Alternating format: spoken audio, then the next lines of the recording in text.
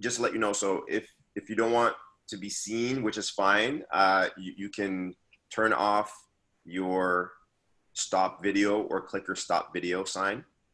And so we'll be recording as of now, okay?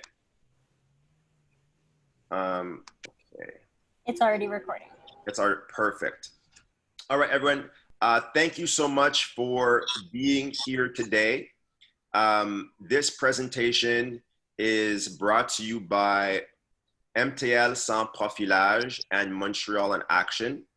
It comes in the light of the public consultation on systemic racism and discrimination on June 15th.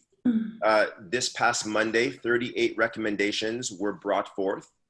And these recommendations are a reflection of over 7,000 Montrealers who participated in this consultation.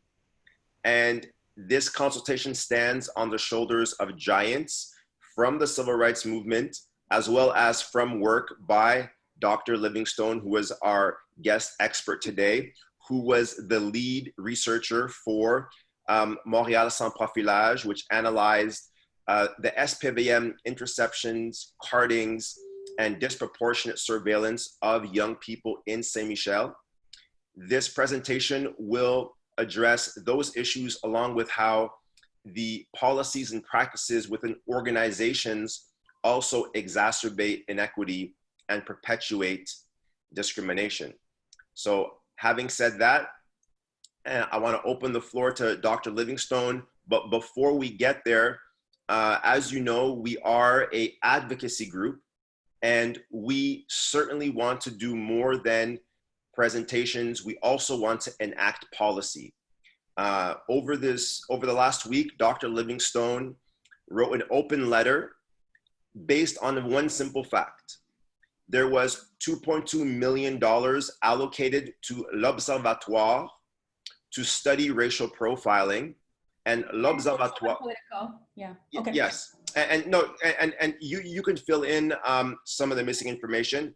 Sure. And just to let you know, l'Observatoire is a highly homogeneous group that is headed by someone who never experienced racial or social profiling. And it's really, really important that we get funding for the study of whether it's mental health in the Black community, whether it's racial profiling. That funding goes to researchers from those communities who are not only experts, but who understand those experiences. An open letter has been written. Montreal in Action published that open letter on our Facebook. Please go read the letter and sign it. There has already been people from l'Observatoire who have given their, they said they are quitting because they want to stand in solidarity with Dr. Livingstone, who is calling for more equitable spending and funding when it comes to Black researchers and empowering Black voices. She will speak later on after the course more in detail about that. But without further ado, the floor is all yours, Dr. Livingstone, to present Beyond Bias, the legal and organization roots of racial profiling. Organizational, actually, typo. Thank you, Balarama. First of all, I'd say what a pleasure it is for me to join with your group and your supporters this morning, or this afternoon, I should say. I just love what you're doing. I mean, this work of, it seems to me like you're democratizing knowledge, right? You're really doing kind of, what's the word I'm looking for, but building, sort of the intellectual, scholarly knowledge from the ground up. And that's my commitment has always been, as a researcher, about breaking down those hierarchical relationships that generally exist between so-called experts and academics and ordinary folk, And so this is a representation of that. So it's just a pleasure for me to be a part of it. So I thought maybe before getting started, I would just give a quick backstory to my experience and this project, because we kind of did it a little by accident, to be honest. So I come from Montreal, And I never saw myself in academia, to be honest, because growing up, there were no Black women among my teachers and professors. But I slowly came to learn in my interactions in the public sector. So I was working on a project for the Ministry of Education in Quebec and started hearing things from teachers that really kind of bothered me, you know, sort of some very stereotypical things about Black kids. And it got me as an introduction to how institutions reproduce racial inequality. And so that I decided to go back to school to basically contribute to that knowledge and reverse or counter the kind of disparaging, what some people call deficit, you know, kind of deficit-oriented explanations of Black life. And so I guess I'm mentioning this too because I'm a mature student. You know, I am above average age for somebody who went back and did a doctorate.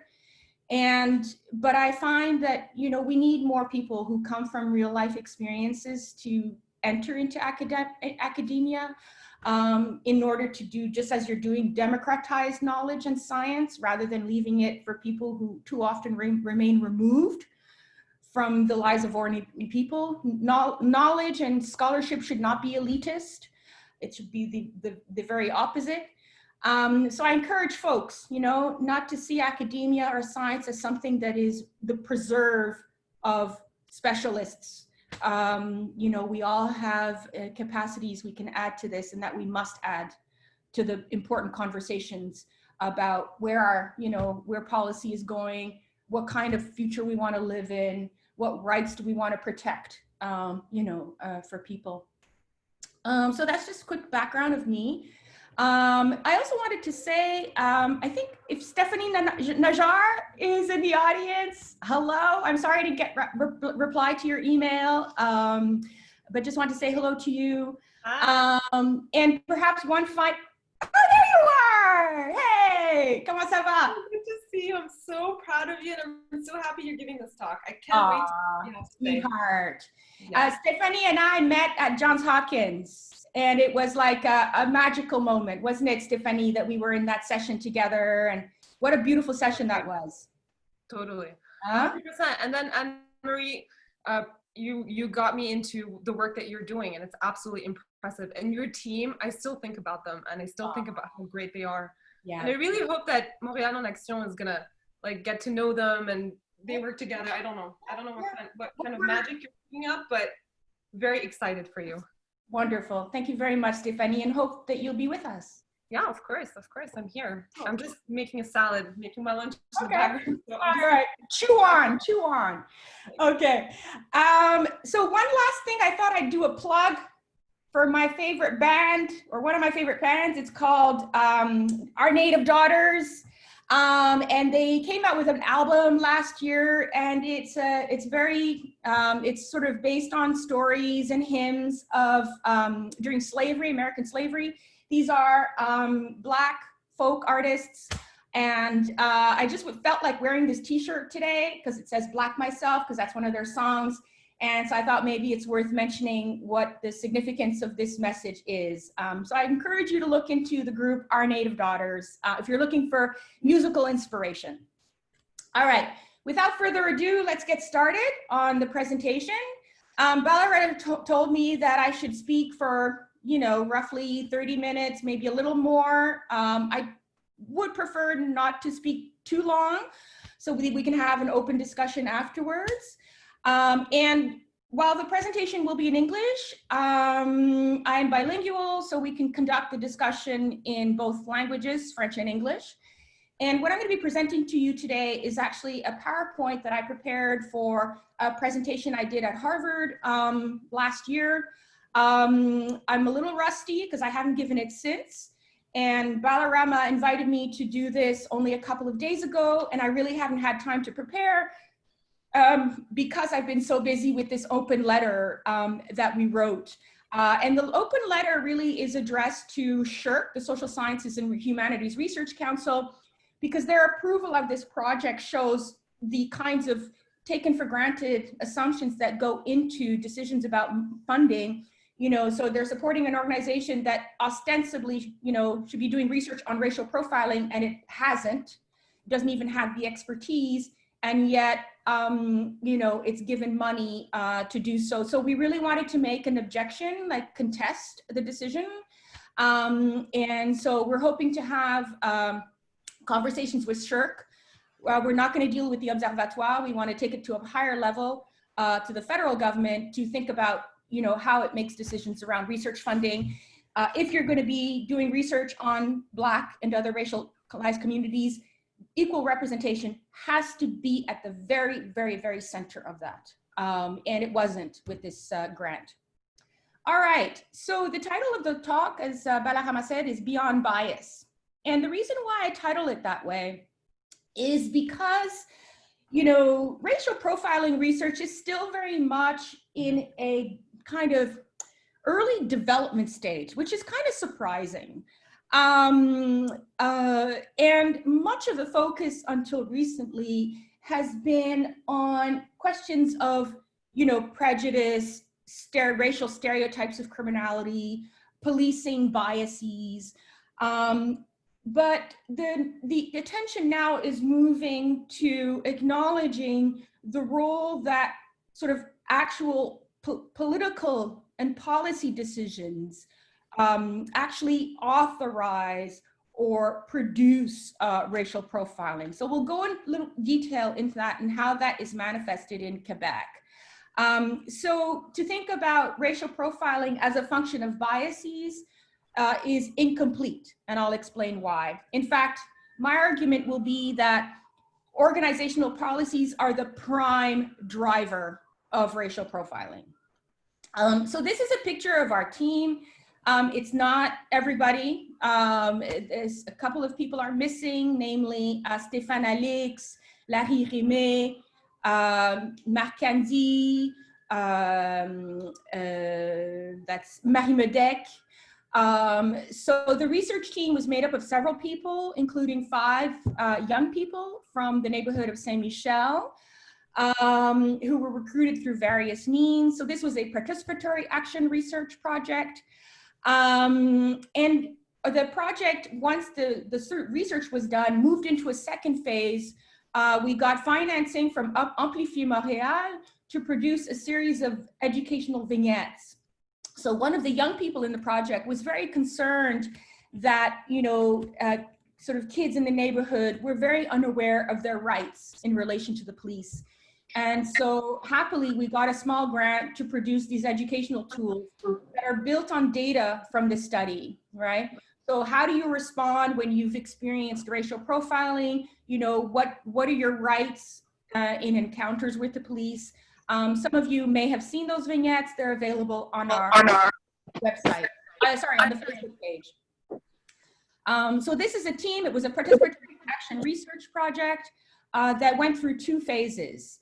And we're hopefully moving through a 3rd phase where we really focus more on action, but still collecting data. So for those of you who may not know about participatory action research, it's really about building change from the get-go, right? So you're empowering people who normally aren't involved in research processes to take the lead, to be the leaders of the process, to make the decisions about how it should be done, what kinds of questions are important. So you engage, you know, the so-called subjects into the very process of the research, but also you move through from collecting the data to acting on the data, right? It's not about just collecting data and leave it on the shelf. And so we've applied for a grant, hopefully to move to a 3rd phase, now that we have some tools to actually do some mobilizing in Montreal around solving racial profiling. And so if you have any questions about the project, feel free to ask me at the end. And I just want to mention Kevin Lowe of Low Key Design and Mei Li Kyo, who helped us with those beautiful educational vignettes. All right, so some of you may be familiar with the report that came out last November 2019, which used police data from the SPVM you know, to analyze disparities in stops. I think interceptions mainly, not arrests. So it's a first start. It's very important for us to look also how racism affects, you know, arrest practices, court practices, and incarceration. So at all levels, we know that racism is a factor. And so, sorry, let me cancel this call. Okay, so what we know, did I just lose the presentation? No, we can see you. Oh, you can, eh? Okay, all right, so it's just me who needs to get back to my page. Sorry.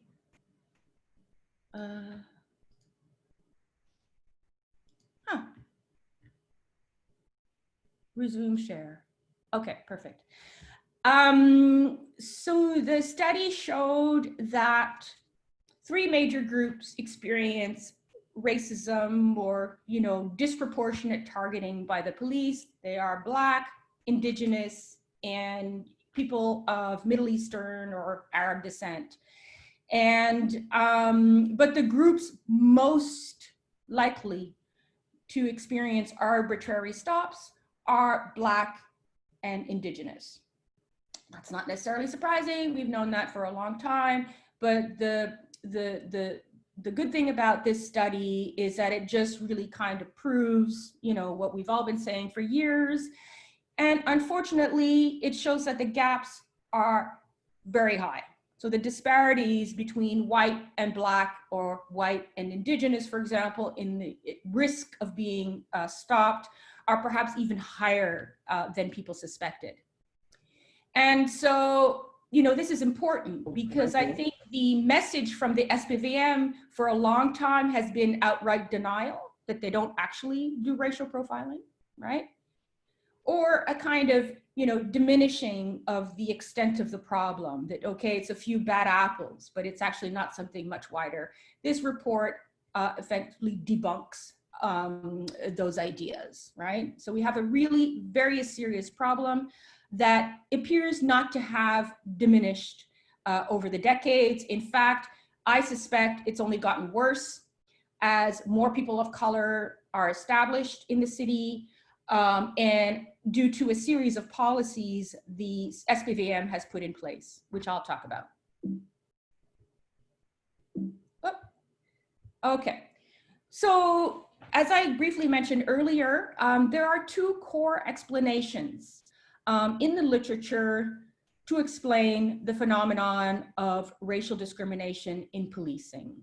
I really think we ought to move from a language of racial profiling to racial discrimination, only because racial profiling, you know, the SPVM, for example, likes to create a confusion between what it calls criminal profiling and racial profiling. So I wrote an op-ed piece last winter because it was very disturbing that the new action plan they came out with in December 2018 actually said that racial profiling can be okay if it's a sort of related to criminal profiling, right? So you're using statistical methods to determine which areas are more prone to crime or where you're more likely to find crime. So they create a confusion between the two, when in fact, racial profiling is a form of discrimination. It's illegal. It is not, how should I say, it cannot be equated with criminal profiling, and even criminal profiling is a highly controversial practice.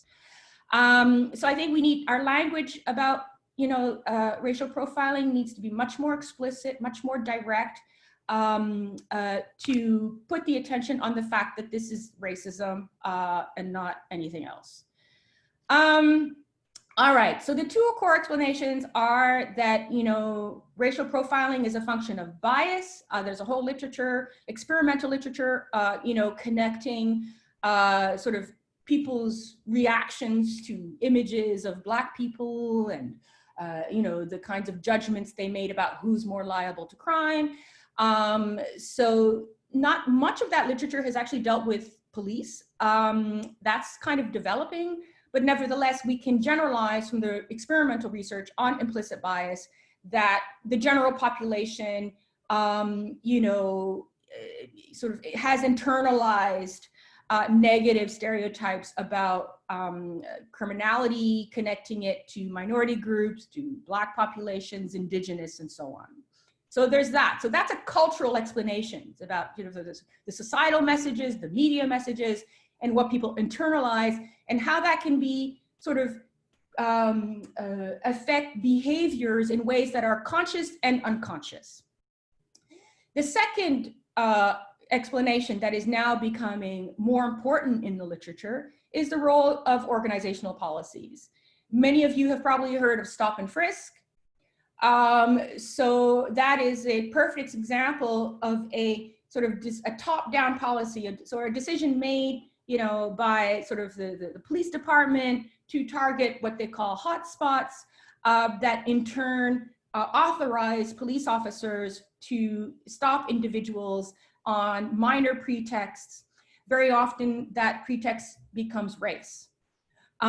So that's just one example, but what I will underline here is that since the, I don't know, maybe last 2 decades in Quebec, we've gone through a number of policy shifts. You know, as some of you know, we've moved away from sort of like, you know, thinking of public policy as something that should guarantee people certain social rights, so access to welfare, access to unemployment. So we've moved away from that at the same time that we've turned more to law enforcement as a way to regulate social problems. And unfortunately, the people who suffer from that shift are marginal groups, you know, whom the state will define as deviant. So because they don't behave apparently according to the norms of society, they deserve to be punished. So that's the kind of larger neoliberal shift that Canada has been undergoing, as well as other Western countries. But more specifically, there are three, I guess, specific policy developments in Quebec that have increased or you know, reinforced racial profiling, almost legitimated racial profiling. So one is what is, I should probably start with actually number 2, broken windows policing. Some of you might have heard of that. So broken windows policing is the origin of stop and frisk in the US. So the idea here is that law enforcement should put its attention not on tackling crime after the fact, but on preventing crime, right? And the way you do that, according to the theory, is that you target areas where there's evidence of minor disorders. So things like broken windows, things like, you know, dilapidated and vacant buildings. So these tend to be stereotypically low-income areas. And so the idea is you invest a disproportionate amount of policing, surveillance, and resources into those neighborhoods to stop crime from actually happening. There's been a well-known book written by Bernard Harcourt at University of Chicago, which completely has, you know, discredited that idea that broken windows in the form of stop and frisk does not actually prevent crime, that it's a, you know, inaccurate theory. Nevertheless, it's had a fundamental impact on how we think about the role of law enforcement and policing today. And so one of the things that happened in Quebec is we had the introduction, or in Montreal, we had the introduction in 2004. The city of Montreal came up with a series of bylaws, basically declaring certain minor behaviors, minor infractions as illegal and liable to a fine. So these include things like disrupting public property, what else? Gathering in groups, loitering, making loud noise. If you see the list of minor infractions, it's really quite shocking, the kinds of things that they have ruled now are illegal. And so, you know, in low-income areas or in, you know, working class neighborhoods in all cities, kids hanging out in public places. And, you know, I had one police officer, a Black police officer in Saint Michel, where we did our research. He says he really hated that policy because, you know, kids in the neighborhood would get together outside the metro after school just to hang out, you know, before going home. And the police would end up stopping them merely for hanging outside the metro. And so what he did is he set up an after school program so that kids could have an alternative space to go to where they wouldn't be surveyed by the police. So everyday innocuous behaviors engaged by kids, you know, are now subject to policing that weren't before. And unfortunately, when you combine the fact that, you know, law enforcement is, you know, we know that across Canada, the main determinant of the size of police departments is the proportion of racialized groups. So you combine the fact that, you know, police departments put more resources into these neighborhoods, then you have this extra surveillance of minor incivilities. You end up with Black and brown kids getting stopped for ridiculous reasons and having to pay exorbitant fines of $100 or more for things like spitting, for things like riding their bike on the sidewalk, and so on. Another development we've seen in Canada that is an import from the US is what's called the concept of reasonable suspicion. So up until the 70s in the US, police officers were only, hey, Pascal! police officers were only allowed to intercept individuals if they had what's called probable cause. So that means that they had to have some kind of concrete sort of evidence to carry out a stop.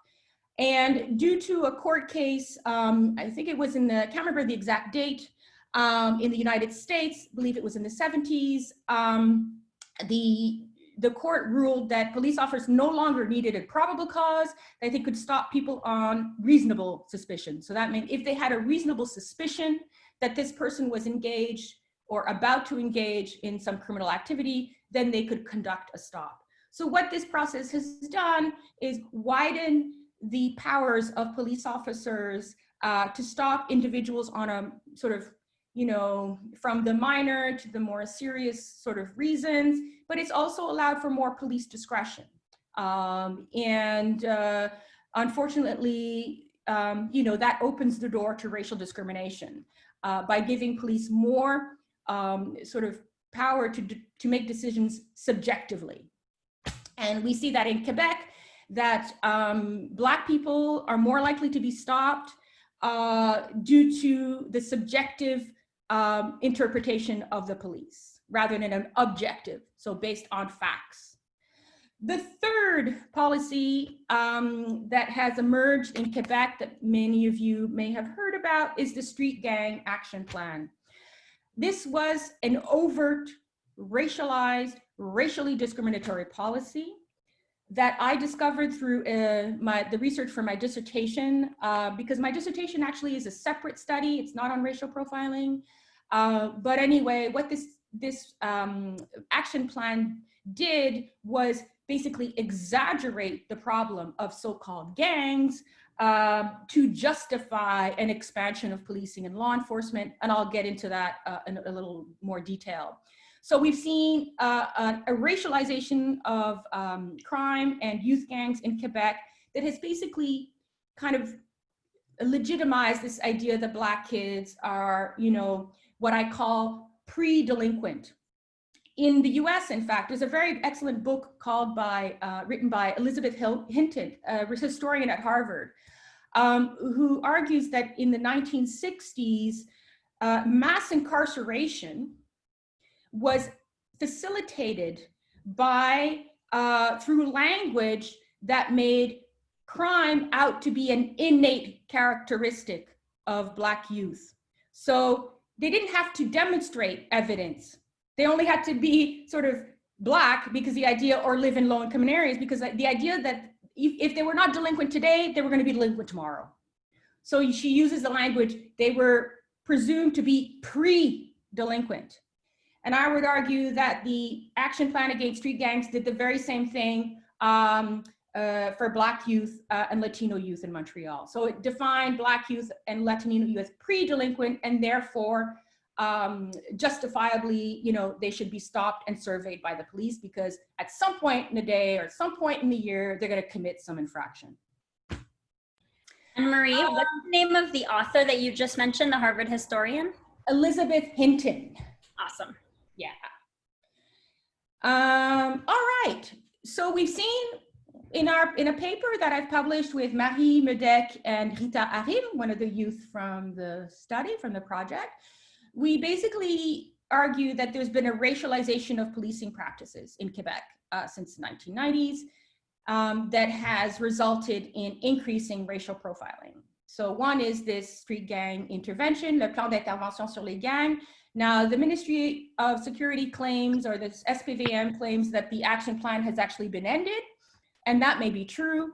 The money may have been spent, but regardless, we are living the after effects of a discourse that began in the late 1980s that was super intense in the 1990s, which stigmatized Black kids as gang members. And that I saw absolute clear evidence of that discourse in Saint Michel, in which, you know, Black kids were, the language about gangs was taken as factual. Sorry about this, guys. It's, I'm getting calls. That was my mother, actually. I didn't tell everybody I was going to be in this presentation. So, all right, just a second. Okay. So where was I? So Quebec came up in 2005 with un plan d'intervention sur les gangs de rue. It received, I mean, I think it was like $30 million from the federal government for this initiative, even though there might have been, I don't know, 200 so-called people involved in so-called gangs. And I say so-called because the evidence has never been conclusive that gangs even exist in Quebec. Unfortunately, speaking of science, I mentioned earlier that science needs to be democratized because in Quebec, I wanted to show you an image of a book that was written on gangs in Quebec. And it is unbelievably racially biased and shoddy research. So basically, at the time that this plan d'intervention came out, the Quebec government put a lot of money into research on gangs in Quebec. And all of the researchers, minus one, were white, francophone, and criminologists. And basically, they kind of confirmed, or let's say satisfied, the government's definition of gangs. I mean, this one book in particular is unbelievably problematic because if you read the chapters, nearly everything is based on research from the US. So basically what Quebec researchers did is import stereotypes, research from the US and applied it to Montreal without making without raising any kinds of questions about how how Canada might be different from the US. You know, to what extent is that literature even relevant in the US? They basically did a copy and paste. And Marie, all the stereotypes inherent in the literature on gangs in the US. They huh? And these are academics. Okay, these are professors. And one incredibly troubling example, I did an interview with one of the researchers and you know, she sent me some of her reports. One of the reports that led to this street gang action plan, she wrote. And in that report, she interviews about 30 youth. This is the other limitation of the research that was funded in Quebec. It's based on unbelievably small samples. I've never found a study on gangs in Quebec that was done in an actual neighborhood. You wonder if these white people were scared to go in Black and brown neighborhoods because they never stepped in them. And so they based their research entirely on interviews, a handful of interviews they did with kids in youth detention centers or prisons. So incredibly biased methods and analyses. And so there is this one report, I was shocked. I read it. The first page tells you gangs are made up of multicultural kids. This is what the conclusion is, okay? I looked at the table of their respondents. So who actually participated in the study? Who do they interview? Turns out the majority were white. And so I asked the author, I said, but why do you call them multicultural? And what about the white kids in your study? You know, she says, oh, we didn't pick up on that at the time. So there you go, how cultural and racial processes among researchers, academics can taint research.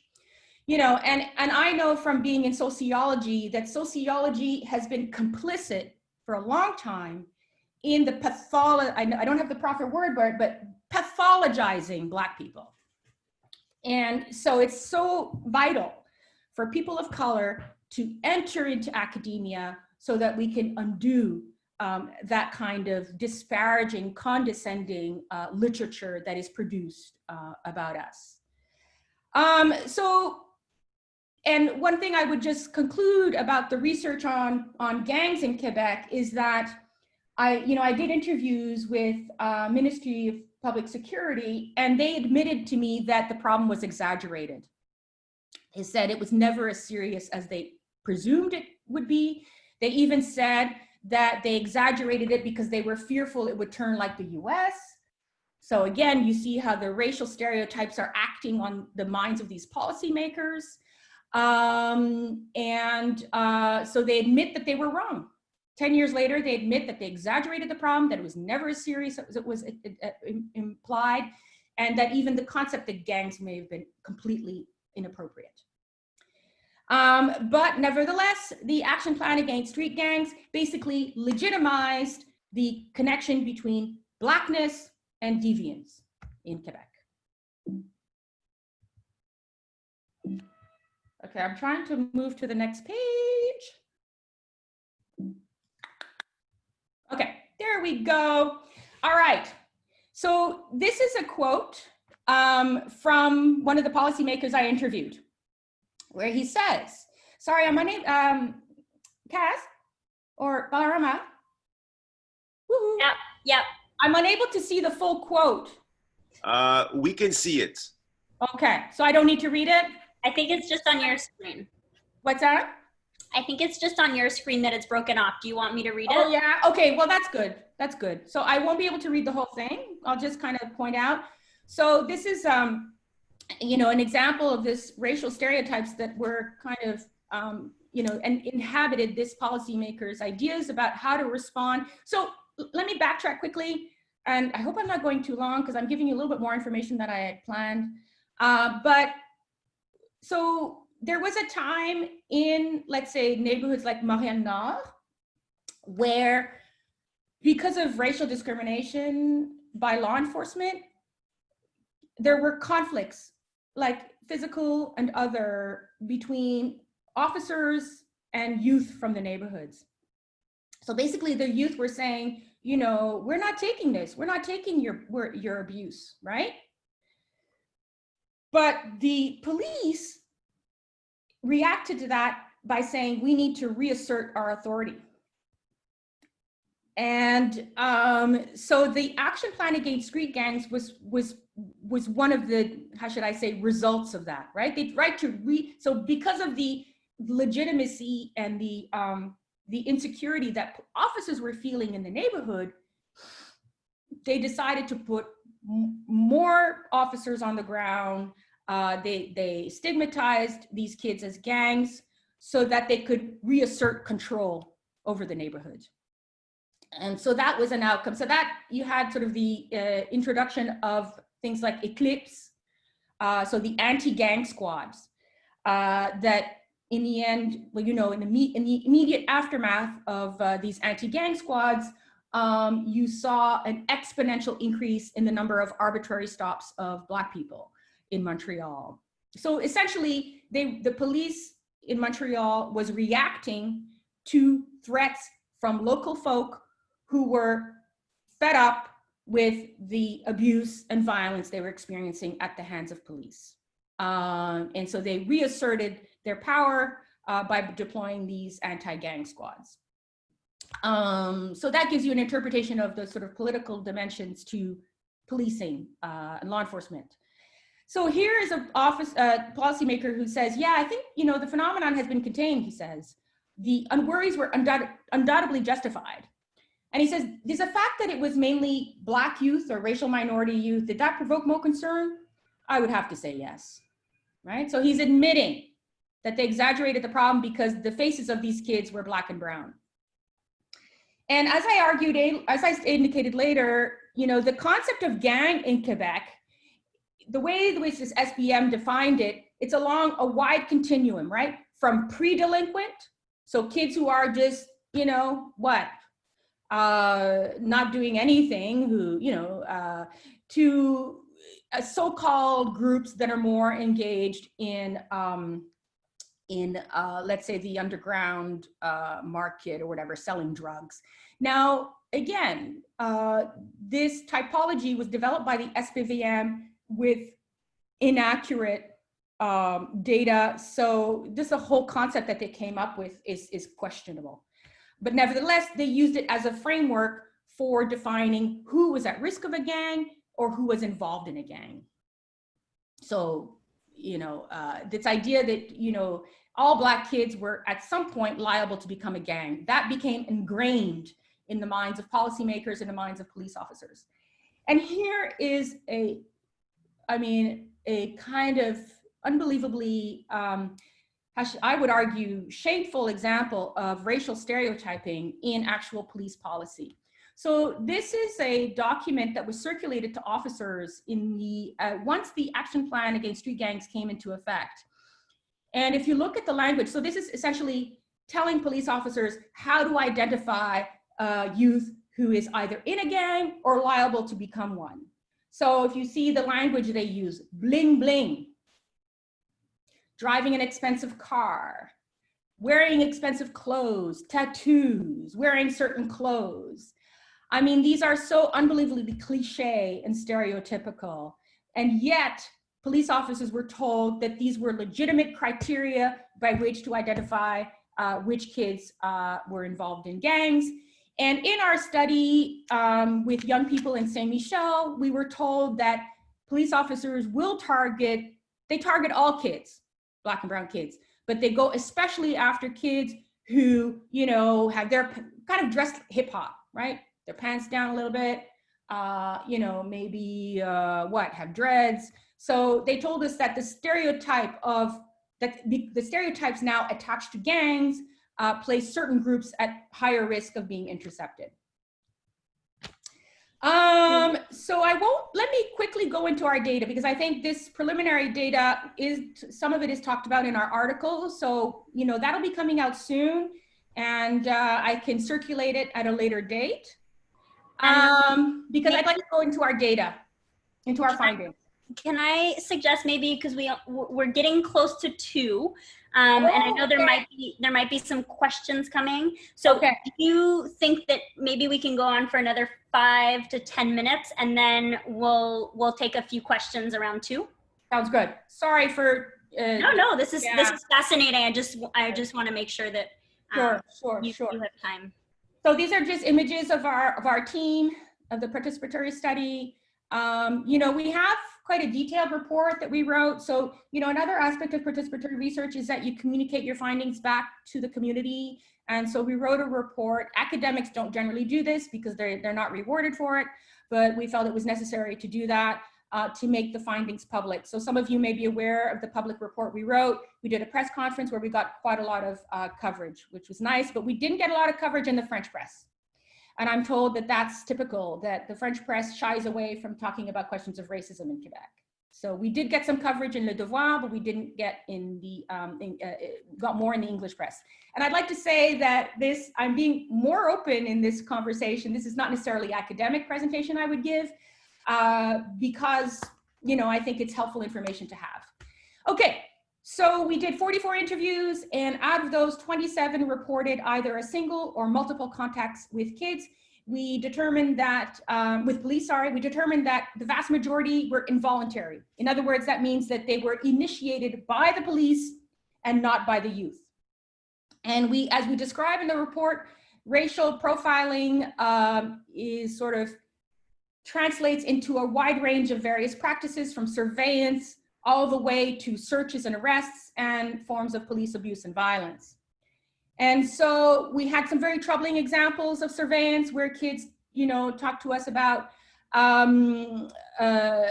police will harass them when they're just simply hanging around in the park, not doing anything. Stories of being sort of, having a barbecue in the park or a picnic in the park, and then the police come around and ask you for your ID out of the blue. Lots of, several stories of that. So evidence of police harassment. And it was interesting because, kids would also tell us that, you wonder why they're doing this. It looks like they're bored. And it's well known that police officers actually don't have a lot of work to do most of the time. And so they fill their time sometimes by going after minor behaviors. In fact, it's well known that 90% of what police officers do is minor incidents, not major crimes. So there were lots of examples of, where police officers intercepted kids just to ask them questions. Here is one reflecting on his experience. we were just standing outside the building. They asked us if we knew anything. I said, so why are you asking us? Do we look suspicious? We're only sitting here. We're on vacation. It's night. Why are you talking to us? Can't you just, leave us alone? Leave us in peace. Another sort of concept that we tactic of racial profiling that we discovered in the study that has been found in other settings is where police officers will claim that you match the description. And so they say, oh, you're wearing black pants. Oh, or you have this hat on. And we can't determine whether those are unfounded, but usually it's very vague. And cases that have gone to the Quebec Human Rights Court show that actually police officers will use that to intercept Black people, even though that person is not the suspect. So they use these match the description to intercept people more widely. ID checks were very frequently, so this is the whole thing about street checks in Canada. And I would just note that the a judge in Halifax deemed that street checks are illegal. That has to be the shift we make in Quebec as well. So things, and one of the more disturbing things is kids would tell us that they were stopped for ID checks like 5 times in a year.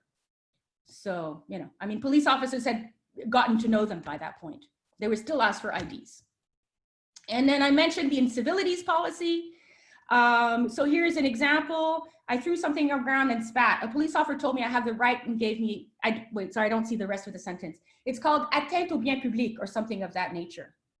There was another time when I was in a different neighborhood and I didn't have the right to loiter. So a police officer gave me a ticket, right? And unfortunately, we saw evidence also of police abuse and violence. And so abuses of authority. So, police officers stretching the law or distorting the law, in their interceptions of kids. Evidence of police violence, so being attacked with a taser. We had one woman who was woken up in the middle of the night in her own bed by a police officer directing a gun at her. So other forms of, we had one kid who was so scared of being intercepted by police officers that he actually ran, and the police officers ended up beating him up.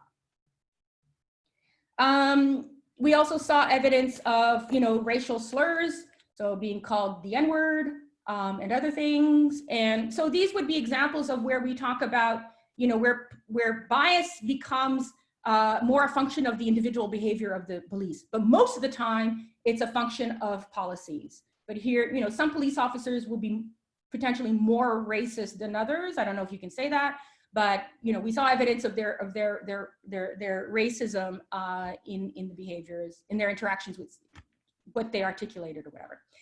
One of the important, I think, results of our study is just how damaging racial profiling and racial discrimination in policing is to the welfare of kids. And this is, you know, I think we haven't talked about this in Canada, in Quebec, I should say.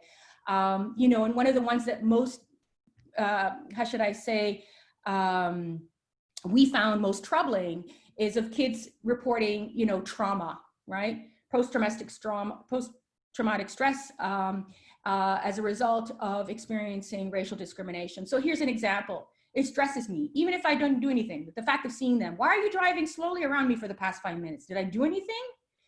So, you know, sort of this kind of presence of the police is just kind of surveying without having any personal contact. We heard stories of that. And kids felt like, you know, they were being made to feel as if, you know, at any moment they could be stopped. And one young man who had had conflicts with the police told us that, you know, when he sees them, he starts to feel like he needs to have a bowel movement. And a colleague told us that that is actually evidence of a sort of physical reaction to trauma. We saw evidence that, you know, young people start to lose faith in the police.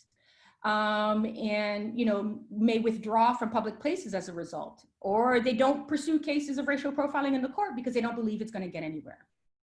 So that term in the literature is called legal cynicism. So just to briefly conclude, and I'm not able to see my slides in full here.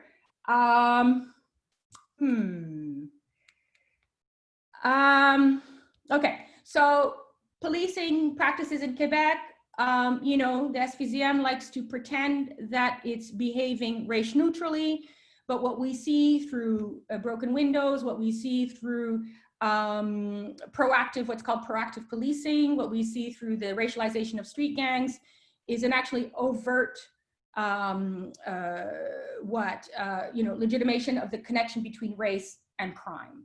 So policing practices are actually not race neutral, but actually reproduce racial stereotypes. And so racial profiling comes out of policies. It is not just a function of, let's say, individual behavior. It is not a function of things have gone wrong. I argue that it's actually a result of an intended result of policies, right? So anti-gang squads. What else? Proactive policing or incivilities. So we must begin to see racial profiling as a predictable result of departmental policies. And I did skip over a little bit when I talk about proactive policing, I'm talking about broken windows, I'm talking about reasonable suspicion. So we've moved through a phase in policing where it's about preventing crime. I briefly mentioned that. So now this idea is that, you know, you can stop people only because you suspect they might engage in crime in the future. And so that has widened the powers of the police to stop Black and brown people on the suspicion that they are pre-delinquent or, you know, prone to crime. You know, what we learned that in New York, a coalition of civil rights organizations and academics got together and did a study on stop and frisk. And what they concluded is that, you know, race or Blackness or, you know, being Latino became the sole criteria by which police officers conducted stop and frisk. So reasonable suspicion ought to be based on other, I mean, even if reasonable suspicion is a questionable concept in the first place, but ought to be based on sort of behaviors, not Blackness or not, you know, being Latino. So the fact that they could find that these stops were based solely on being Black or brown, a court ruled stop and frisk to be illegal. And so we suspect that officers in Quebec are also using reasonable suspicion, race as a factor to determine reasonable suspicion. So, you know, a reason for intercepting people. And so we argue that we need to start calling, you know, proactive policing, ID checks as illegal in Quebec. That's where we need to turn the conversation. So I'll stop there. Thank you so, so much. And I think there might have, I'm seeing a question already, a hand has been raised by Catherine Diallo. Maybe we'll take 2 or 3 questions, if that's okay, Anne-Marie. Do you still have like 5-6 minutes? Yeah, how long do you guys go for? We were supposed to stop at 2, but I want to make sure that we give people some time to ask some questions and your content. Sorry. No. We started a bit late. We started late. We did? Okay. It's on us. So Catherine, I'm going to unmute you so that you can ask your question. All right. And by the way, if we go a little bit, Dr. Livingstone, is say 20 minutes okay? Is that okay if we extend a little bit? Like, do you have time, 15 minutes for questions? You're asking me? Yes. Absolutely. Okay, so we can extend. So if you have your questions, feel free to ask them. Okay. Great. Thank you so much, Anne-Marie, for the presentation. Oh, I'll make my it. pleasure. I wish I could see you. No, I can't. I'm in my bed right now, so I'm Oh, not going to turn on the camera. I make it very fast to give more space to the others who have questions. I would be interested in the gang definition. When I see riding my bike on the sidewalk, what about people riding motorbikes in groups? Because like to me, like as far as I know, the Hells Angels have been around Quebec for decades and it's well known what they do. So have they been included in that report? Or is that an extra definition they reserved for them? Ah, right. You know, I don't think they call them gangs. The street gangs does not refer to them. No. Because? Because they have no reason. Okay. I mean, one thing that's interesting that I found out is that the street gang action intervention, le plan d'intervention sur les gangs de rue, was actually basically the model, like how they implemented it, was based on the attack against biker gangs.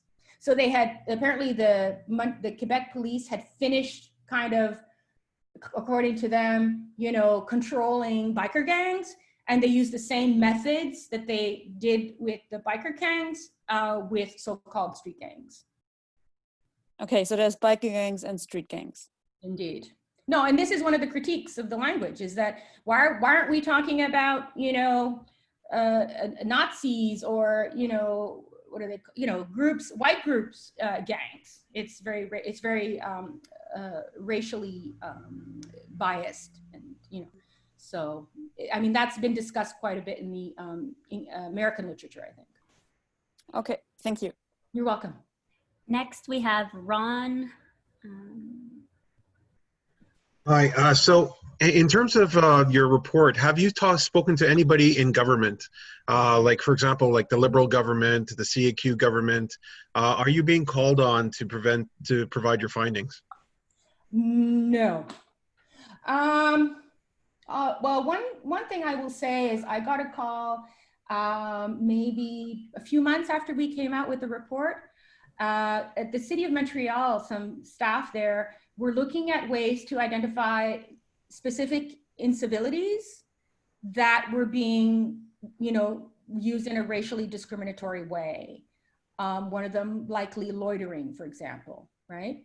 And so they consulted me to find out how they could do that research. And actually one thing I've been wanting to do is to follow up with them to see if they've come out with any results, because they were actually going to look at actual sort of reports, police reports on incivilities, to look at the gaps. So I've been asked to help with some research, but in terms of, oh, and I was pleased to learn yesterday, we found out that the the Library of the Assemblée Nationale wants to include our report in their catalog, so that's interesting. But I would say that we've done more work to present than in the invitations. So because we want the message, you know, to be out there. Right. But no, I think perhaps I've been wondering, you know, perhaps because of the participatory nature of the study, you know, people may look upon it as not necessarily academic. That's a general bias against participatory methods. So I don't know, but we are going to make available the piece that's coming out in Nouvelles Pratiques Sociales, which is a Quebec Francophone academic journal, and where we basically talk about the role of policies in reproducing racial profiling. So I would hope that article would become available and that, you know, policymakers might read it. Just a second question, sorry, I don't mean to take it away from everybody else. Have you done any research in how that applies to people in the employment sphere? Because racial profiling with the police, but it's also in the workplace, and that type of attack could exist in the workplace. Absolutely. Where I'm actually privy. Oh, okay. No, I mean, this is the problem. We need more research on this issue. It's not happening in Quebec. And I blame our universities for not being more, not fostering more capacity or, hiring people of color, because that's the only way it's going to happen. Mm-hmm. Well, thank you very much. Yeah, my pleasure. Next, we have James.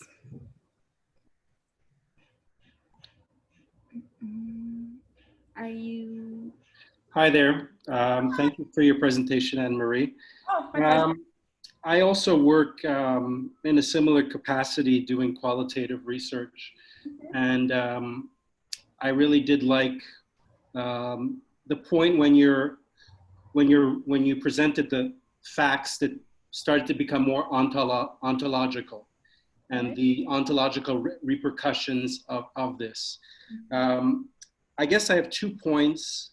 The first is, comes from my own background and then what's led me to do research. I was a victim of racial profiling in a very serious case in 1990. In Montreal? In Montreal, yeah. And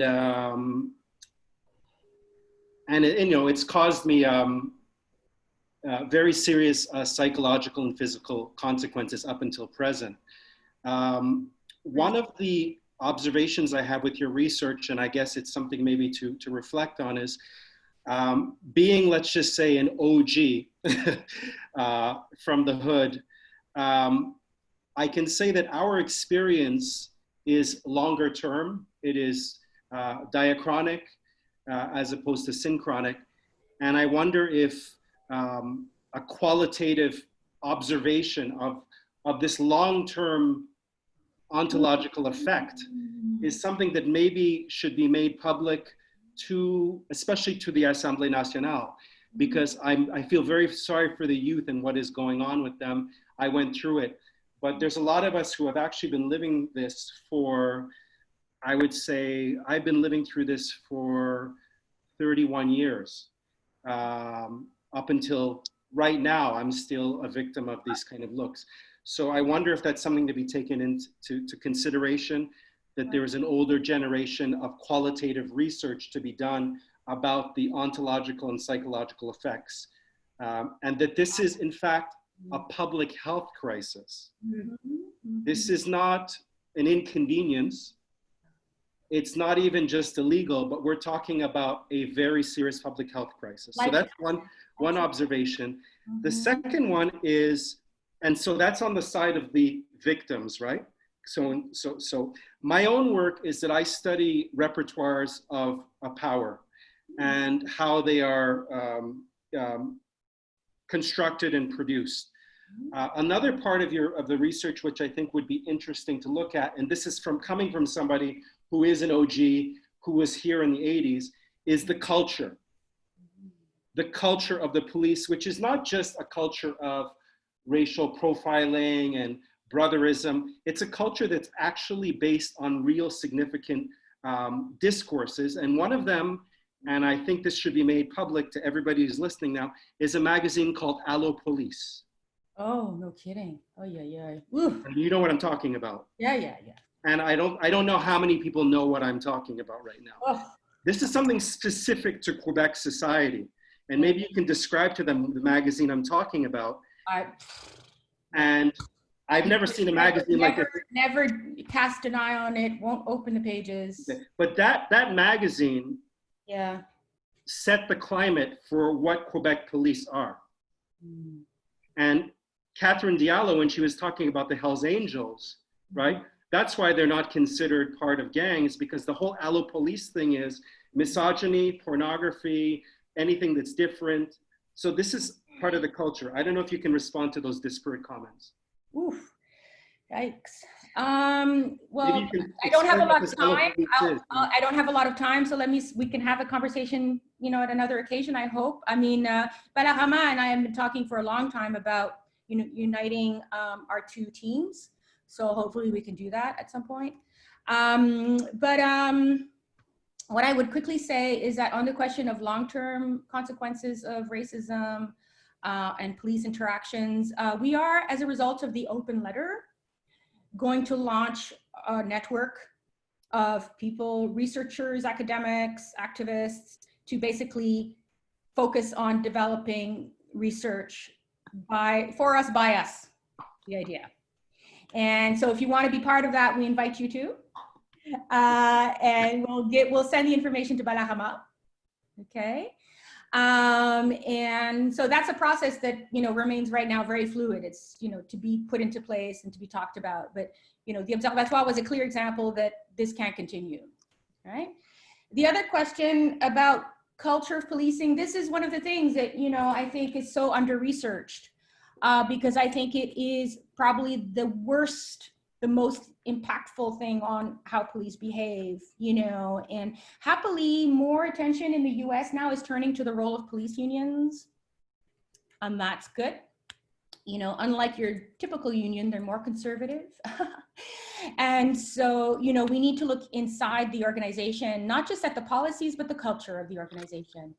And, you know, we do know that police are rewarded for, you know, getting tickets. So, you know, and so what we know from some studies, there's a very good book I've enjoyed. It's called Hunting for Dirt Bags.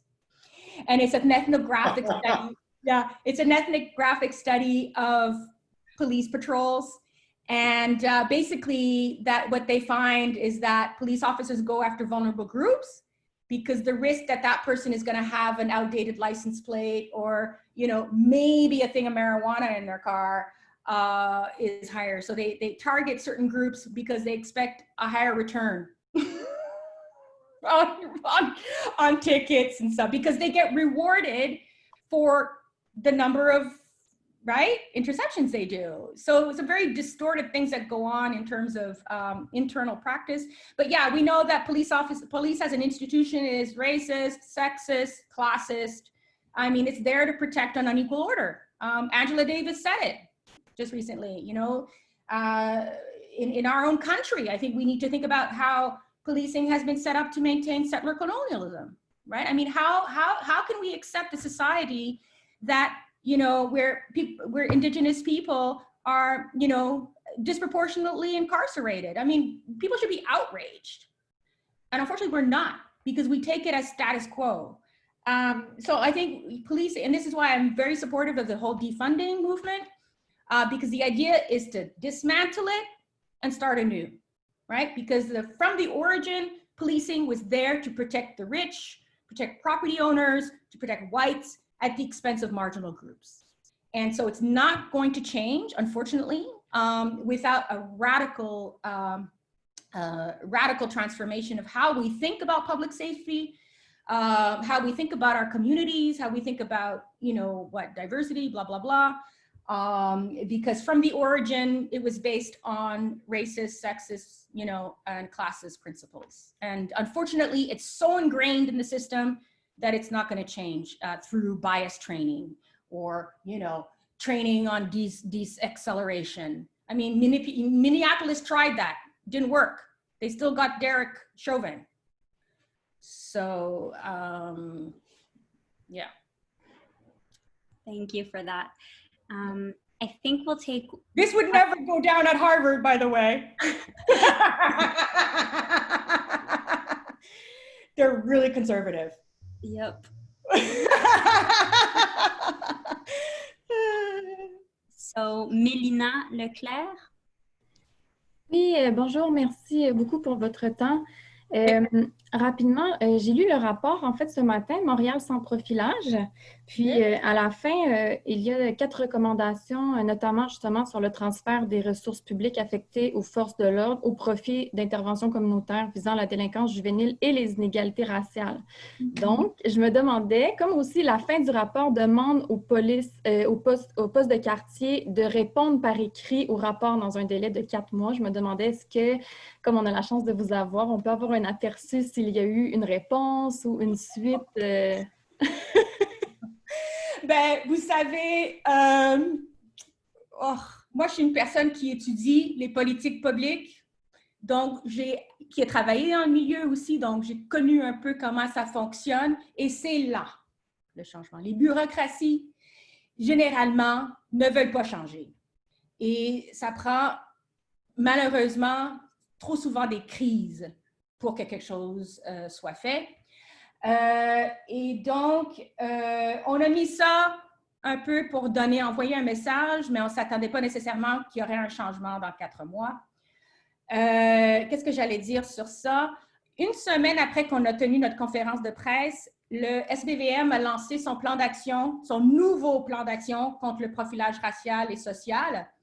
Et dans un editorial que j'ai écrit pour CBC, j'ai fait l'argument que le nouveau plan d'action, I say, is a step backwards. So it's not any improvement, it's actually we're going backwards in the ways in which the SBVM talks about racial profiling and racial discrimination, the ways in which it confuses racial profiling and criminal fighting. So we've gone steps backwards. Now, I don't know if their latest action plan is an improvement. I don't know if anybody knows if they've come out with it yet, but I don't have high expectations. The importance to know about policing, like any public institution, it lives to reproduce itself. As any kind of organization, it has incentives to legitimize itself so that it can survive. And so the idea that the SBVM will abolish policies as we're pushing, we have to go against these very strong drives, right, to maintain policing as a legitimate, valid institution. So, so they seek out the anti-gang action plan, for example, was a perfect example how they blew up the issue of street gangs so they could get money from the federal government. So there are financial and political reasons to, reproducing the institution of policing. So that's why I don't think we can expect much internal change. And we know that the first action plan they came out with in 2011 did nothing. There was an evaluation of the first plan against profiling. They did zilch. Apparently they did a few training sessions with police officers, and police officers admitted that it had no effect on their practices or their, attitudes. So it was basically a rhetorical document. It didn't do anything at all. Thank you. Yeah, so I'm sorry to not be more positive, but I really think we need social movements around this. This is where change happens. It has to be from the ground up to put pressure on authorities to change, because unfortunately— I think this is positive, by the way. Yeah. Even though it's a negative message, it's a positive message because it sets the baseline to move from. No, we have to have social movements. Mm-hmm. I mean, that's the history of change, policy change. Mm-hmm. Yeah. So we technically, I think we only have time for maybe one more question. Sure. Kayla, I'm going to unmute you. Hi. if there's other questions, maybe I just saw nods, you put up your hand. If you want to maybe put it in the chat, or maybe we can take 2 questions at once. And then how about that? We'll take 2 questions at once. Just a sec, Kayla. And you can answer them both at once, and Marie, if that's possible. Okay, Kayla, do you want to start asking your question first? Sure. So I've just been taking some notes about policy and like how I am understanding it. So basically what I hear is that the policies right now are based on an appearance and data that's basically, it's a belief on documented statistics, but those statistics are on biased research. So it's basically right now we're functioning on appearance versus the people / public democracy. And like, I want to know if is policy basically determined like by quantifiable research, and who determines those policies, I guess. Like I'm looking for my question. I wrote it down for some reason. I can't find it. Yeah, is research the only thing that determines policy? And I know that when we elect people and we can educate around voting and we can educate around different language and law, but how much of that policy is determined on objective evidence?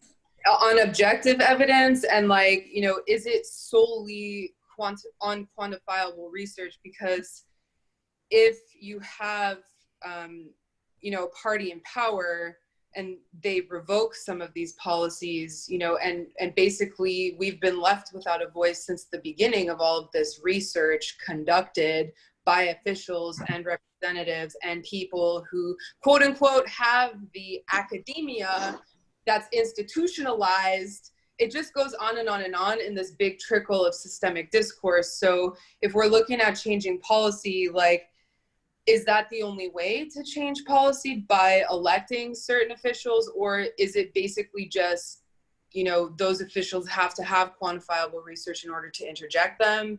So I just want to get some clarity around how I can further educate policy factors. Cool. Thank you. And then Nads, can you jump in quickly? Yes, quickly. Good afternoon. Can you hear me? Yes. Oh, sorry. Okay, perfect. Okay, thank you so much. This isn't really in reference to academia, but it's more in reference to people who are in the arts. How can we get our stories told more? If you have any quick recommendations, what can we do to lobby, basically, to have a space for us to tell our stories? Because I think storytelling is very important. Artists, well, all artists of different genres, but mostly I guess I would say TV, movies, documentaries, things like that. okay. Yeah, I'm not in the art world. No, but I mean, in terms of, because obviously there's an underrepresentation there. It's now up and coming, but I still, with everything going on now, I was already a little cognizant before, but now I'm seeing things so much more clearer. Yeah. And we need to sign off on some of our storytelling as well. I was just wondering if there are any initiatives happening now for the arts to not suffer, suffer any, basically to backtracking. Okay, thank you. You're very welcome. Okay, so the first question about policy, and when you spoke, Kayla, I was reminded of a quote by a director of the police, and I thought I had it in my slides, which illustrates how policing is very political. So in the quote, and policy is political. So in the quote, he says that this was an interview in 2010. And he says to the journalist that, gangs are not really a problem in the city. They commit maybe 1%, of crimes or whatever. We focus on gangs because they get so much media attention. And so what we're trying to do is to reassure the public. And he's talking about the white public there, right? The people in power, the people, who are going to vote, or no, I'm being a little, but anyway, so there he is making an admission that the policy was purely about legitimizing the role of the police. I'm not about dealing with actual crime. And unfortunately, when it comes to policymaking, there are too many factors that come into play, and evidence is usually at the bottom of the list. Okay, so there are political considerations about, let's say, staying in power. There are political things about, you know, reassuring the public, as the police did, right, that you're doing good work, that you're serving their interests. There might be financial reasons. Okay, there might be a decision made by a single bureaucrat who thinks, I think we need to work on this. So there are multiple things that come into play in policymaking. But one thing I will tell you, so in this research I did on comparing Quebec and Ontario and how they have dealt with questions of unrest, the solutions in Ontario were much more progressive, much more race conscious, because Black people were at the table. Black people had enough power as elected representatives and as community organizations. Whereas in Quebec, the Street Gang Action Plan came about because of the police. And Black people were nowhere to be seen in that conversation, because the Quebec political situation is one that marginalizes people of color, that marginalizes discussions of race, right? So having representation in policymaking is absolutely key. Women, Indigenous, people of color. So both in terms of elected representatives and in terms of sort of admin people, right? So working in the institution. So I think it's complex. Every situation, every policy has its own causes. I don't think you can narrow it down to one or two, or it's always a function of multiple things. Perfect. Oh. What branch In of the sake of time, the government? Sorry, just one second. Just in the sake of time, because I told everyone it was going to be an hour, about an hour, so we're at 50 minutes. So Can I just say to the arts woman? Oh, yes. You have to think long-term about change. So that means the kind of strategies we put into place have to be long-term, because change doesn't happen overnight. Agreed. Thank you. Maybe really quickly, Pascal, if you want to chime in on that, Kara, if you could just unmute Pascal, she could talk about the art briefly. Yep. Okay, so I did want to respond because as an activist, but also as an art therapist, I do have a branch and knowledge into the arts world. And the way we've been presenting and pushing recently is to say that for our communities, it's specifically vital. So it's a vital form of communication and discussion that we need to keep and maintain with our communities, within our communities. So it's also shown as a collective way of communicating from peoples who are collective in their identity. So it's very important, and it's an ancient form that we've had. Balarama, I sent you just a bit before the call 2 links. So one is in French and in English, with a town hall that took place yesterday. And there, it's also mentioned as one of the priorities from the Black Caucus and their allies. So you can take this to Montreal. We have Emmanuel Dubourg. For Quebec, we have also Greg Fergus. So they were on the call yesterday. Ahmed Hussein. So at that level, and Senator Wanda Bernard. So those are people who can hear and expect our support as well. So making those connections will continue to solidify the ask. And those 2 links, specifically point number 5 for them, is regarding art, cultural and spiritual institutions. So it's not just stage performance and fine arts, if we want, but it's cultural institutions, monuments, sustainable institution buildings funded, and spiritual as well. For example, in Montreal, we can think of what Union United Church has been going through. So that's one of the shoulders upon which we stand, yet the city, Montreal is disrespecting them every single day with the bus station going through, whether there's a funeral or any other cultural, spiritual celebration, there's no respect. So we do have to explore and support that branch. Thanks for asking the question. It was great. Thank you. And as a tool of education as well. Yes. Thank you so much. Absolutely. And Dr. Livingstone, would you like to make any final concluding statements, or just to wrap things up? And then I will close out with some information regarding your open letter, and maybe actually talk about your open letter briefly. The link is in the comments for SurveyMonkey, and maybe you can talk a little bit more about that and just close out, some final comments. Yeah. Well, yeah, I feel that how should I say, I'm sorry I didn't give more time for the study's results, but we have the report, right, which is also available on the Facebook page, which really gives in detail, we really put an accent on the voices of young people. So it's really rich with sort of, data from the interviews with kids. And so, so I encourage you to look at a report, and I'm also remain available if people have questions, if they want, information about something, I'd be happy to respond. Amazing. And yes, this conversation continues far after this class. Montreal in Action will be working with Montréal Sans Profilage on this issue, and a range of other organizations.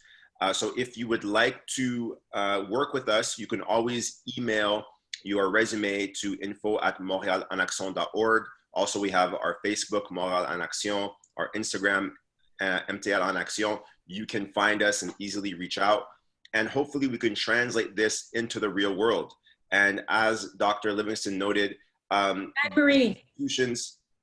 Anne-Marie, these institutions do want to survive, and they are perpetuating. And right now, the city of Montreal, the budget for the SPVM has grown a third over the last 10 years. It's at $600 million. So even though crime is going down, right? And crime is going down. And we have one of the highest police to capita ratio here in Montreal. So certainly these are things that we need to address. In terms of the Art for Social Change, Montreal in Action is working with artists to create different forms of ways to share our stories. If you're interested in that, you can email us once again. And I want to end on this, is that Montreal in Action, as well as Montréal Sans Profilage, we do not get donations very much, especially from larger institutions, whether it's CBC, Centraide, McConnell Foundation. We do not get support from these major donors. Our support really comes from people like you who attend these classes, or who simply chime in, $5-10 here and there. So your donations are really, really appreciated. And that's something, it helps us to keep doing what we're doing. So on that note, I want to thank everyone for coming. Sorry. I just want to say that your work is social movement in action. Well, maybe we should change our name to Social Movement in Action instead of Montreal in Action. And yeah, it is action, and we have to take recommendations and these studies and take them from the paper and the ink into the real world and translate it into real action. So that's what we do. And hopefully we can have you back. Do you agree in the fall to have you back to give another one of these? I'm putting you on the spot. Want to listen to me again? Yes, we want to listen to you again. We could actually involve the youth from the project. How about that? There you go. That sounds amazing. So next week on Tuesday, we have Nakusette from the Indigenous community. She's executive director of the Native Women's Shelter. We'll send you an email with that information. And on that note, I want to thank everyone for coming. I want to thank Anne-Marie. Thank you, Balarama. Thank you, Kyla. And It's a true pleasure. Thank you, everyone. Pascal. It's been wonderful for me. I wish I could see the faces, but maybe in the future. In the future. There you go. I'll unmute everyone to say goodbye. Bye. Bye. Take Bye. care. Bye. Thank you. Bye. Thank you. Thank you. Bye. Bye. Bye, everyone. Thank you so much. Stay connected to the movement.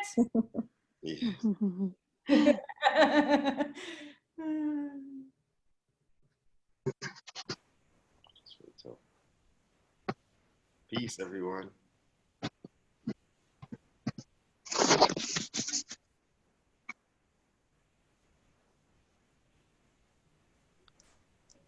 Well, I guess, well, yeah.